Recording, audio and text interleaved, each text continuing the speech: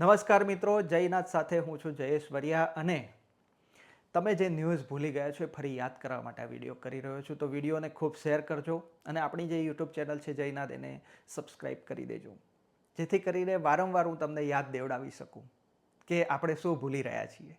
છેલ્લા અઠવાડિયાના ન્યૂઝ છે કે જીપીએસસીના જે ચેરમેન છે એ ચેરમેનનો જે અહંકાર છે એ હિમાલયના એવરેસ્ટ શિખર કરતાં પણ ઊંચો છે.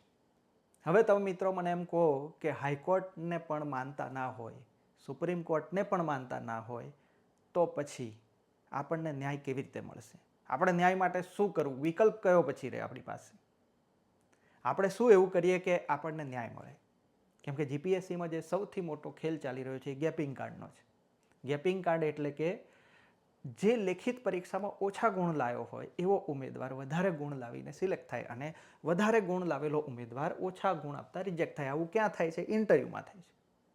ઇન્ટરવ્યૂના લીધે જ ગેપિંગ કાંડ થાય છે.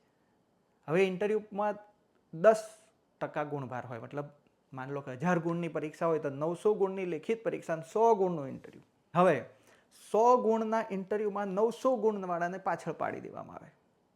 વિચાર કરો, આવું આપણે જોયું. હવે 50% ગુણભાર સાથે પણ ઇન્ટરવ્યૂ લઈ રહ્યા છે જીપીએસસી. હવે એમાં જો 100% ઇન્ટરવ્યૂ થઈ જાય તો વિચારો તમે શું થશે? અને થઈ શકે છે, કેમ કે હાઈકોર્ટ નહીં માનતા નથી હવે, કે સુપ્રીમ કોર્ટ નહીં માનતા નથી.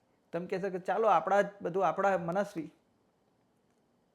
તો 100% ઇન્ટરવ્યૂ થાય તો પછી આ જે છે ગેપિંગ કાંડ એ પણ આપણે ના જોઈ શકીએ. ખબર જ ના પડે કે કેવી રીતે કોણ સિલેક્ટ થયું. એટલે મિત્રો આ હદે ચાલી રહ્યું છે. એનું કારણ છે કે જે ઓબીસી એસટી એસસી સમુદાયના જે લોકો છે સંગઠિત થઈને એને અવાજ ઉઠાવી શકતા નથી. એ જ કારણ છે મિત્રો. અને અમે જ્યારે કહીએ છીએ તો ઘણા બધા લોકોને ફેટમાં તેલ રેડાજો. જો વિડીયોમાં ઘણી કોમેન્ટ આવી જશે, કોમેન્ટ એવી આવશે કે જાણે તમે જાતિવાદ કરી રહ્યા છો. તમે શું કરી રહ્યા છો? કેમ ઓબીસી એસટી એસસીના સમુદાયના જ મેરિટધારી યુવાનોને ઇન્ટરવ્યૂમાં રિજેક્ટ કરવામાં આવે? કેમ એમનું મેરિટ એટલું બધું ગેપ કાંડ પાડીને રિજેક્ટ કરવામાં આવે એમને? ત્યાં જાતંકવાદ નથી, આ જ જાતંકવાદ છે મિત્રો. યુપીએસસીના રિઝલ્ટ જોઈ લો, જીપીએસસીના જોઈ લો, તમામ ક્ષેત્રોમાં. હવે મિત્રો આ બધું થઈ રહ્યું છે ત્યારે જ મને કોલ આવે છે એક મિત્રનો.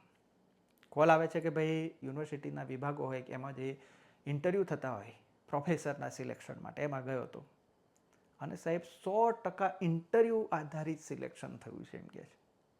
તો મેં કહ્યું મેરિટ ના ગણ્યું? તો કે ના, એ સિસ્ટમ હોય છે પણ કશું ગણ્યું જ નહીં. એવું કેવી રીતે બની શકે? તો કે એવું બન્યું છે. એણે મને કીધું કે સાહેબ હજી હું થોડું માહિતી લઈ લઉં, પછી હું તમારી ચેનલ પર આવીને બધી જ આધાર પુરાવા સાથે માહિતી મૂકીશ એમ. હવે 100% ઇન્ટરવ્યૂ એટલે આપણે કંઈ જોવાનું જ ના રહ્યું મિત્રો, કે આપણે તો કંઈક વિચારવાનું જ ના રહ્યું ને. લેખિત પરીક્ષા કે એના જે ડિગ્રીના ગુણ કે કશું જ નહીં, ઝીરો. અમે કહીશું એ જ પ્રોફેસર બનશે એવું થઈ ગયું. સમજો તમે કે ત્યાં પહોંચનાર જે યુવાન છે કેટલા વર્ષો સુધી, પ્રોફેસર બનવું કંઈ સહેલી વસ્તુ નથી, ઘણા વર્ષો લાગે. અને એ કોઈ એક વ્યક્તિ માટે આપણે લડવા જ નથી એવું નથી વિચારવાનું, કેમ કે આ પ્રતિનિધિત્વ છે. તમામ જગ્યાએ જ્યાં જ્યાં પણ ઓબીસી એસટી એસસી સમુદાયોનું કંઈક સારું થતું હોય તો કયા લોકો છે કે જેના પેટમાં તેલ રેડાતું હોય છે ભાઈ? તો આ હકીકત છે. પણ ઓબીસી એસટી એસસી જાગતા નથી. કેમ નથી જાગતા? તો કહેશે કે એ લોકો એવી ભયંકર ઘોર નિંદ્રામાં નહીં, બેભાન અવસ્થામાં છે. એટલે થોડા ઘણા જાગ્યા છે ને તોય એમને પેટમાં તેલ રેડાઈ રહ્યું છે કે બધા જાગી જશે તો શું થશે? એટલે જાગૃત થાઓ અને આ બધું જે ખેલ ચાલી રહ્યો છે એની સામે લડત કરો. ખોટું થઈ રહ્યું છે, અન્યાય થઈ રહ્યો છે તો તમે ખુદ બોલો, લડો યાર. પણ ન્યૂઝનું જોયું મેં, એમાંય જ ખેલ છે. લડવાની ઈચ્છા છે, ન્યાય જોઈએ છે, બધું છે, પણ હું નહીં લડું, બીજો લડવો જોઈએ. આ માનસિકતા બદલો હવે. તમારી સાથે ખોટું થાય, તમે નહીં લડો તો કોણ લડશે? તમારે ન્યાય જોઈતો હોય તો તમે મેદાનમાં ઉતરો ને ભાઈ. ચલો અમે સહયોગ કરીશું. ખોટું થાય છે તો એટલી હિંમત બતાવો, અમે સહયોગ કરીશું. પણ છતાં પણ એવું હોય કે ના, હું મારી માહિતી પહોંચાડું, તમે બોલ દો, તમે લડી લો. ચેનલમાં અમે કહીએ કે આવો બોલો, ખોટું થયું પુરાવા બતાવીએ. પણ એમાંય ઘણા યુવાનોને 1000 પ્રકારના વિચાર આવતા હોય છે. કેવી રીતે ન્યાય મળે તમને? ન્યૂઝનું કટિંગ વાંચ્યું મેં, તમે વાંચો. ભાઈ કોઈ અવતાર આવે અને અવતાર આવે તો પછી આ બધું અટકે. જે અન્યાય છે એ અન્યાય અટકાવવા હવે કોઈ અવતાર આવશે. તો મેં લખ્યું કે અવતારની અપેક્ષામાં રહેશો તો ચોક્કસ અન્યાય ચાલુ જ રહેશે. થોડું ઘણું બહુ મોટું આપણે ના ક્રાંતિ કરી શકીએ, પણ પોતાને થયેલા અન્યાય માટે અવાજ તો ઉઠાવી શકીએ કે નહીં. બે શબ્દો તો લખી શકીએ, બે શબ્દો તો બોલી શકીએ કે ના બોલી શકીએ. એ ના કરી શકો તો કમસે કમ અમે જે આ કરી રહ્યા છીએ તો એને ફોલો કરો, શેર કરો, લોકોને જોડો. એટલું નથી કરતા. વિડીયો જોશે સ્કીપ કરી દેશે.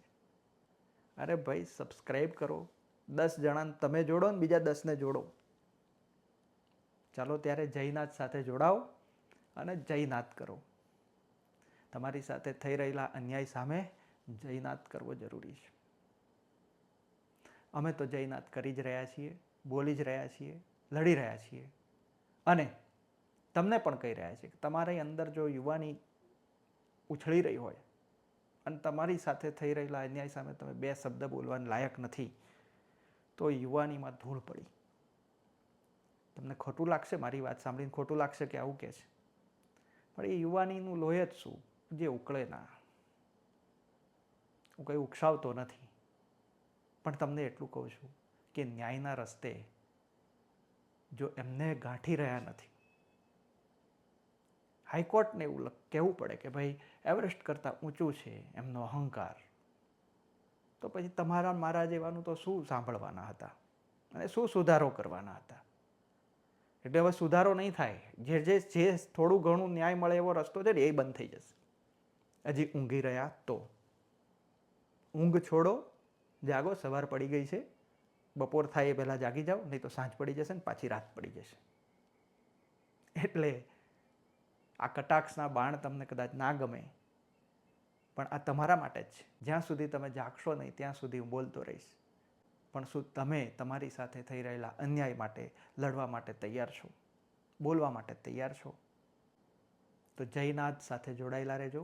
શેર કરજો વિડીયોને, ખૂબ લોકો સુધી પહોંચાડજો અને સહયોગ એ કરજો કે તમે તો જોડાઓ, બીજા 10ને જોડજો, જેથી કરીને આપણે ખૂબ ઝડપથી આપણી વાતો વધુમાં વધુ લોકો સુધી પહોંચાડી શકીએ.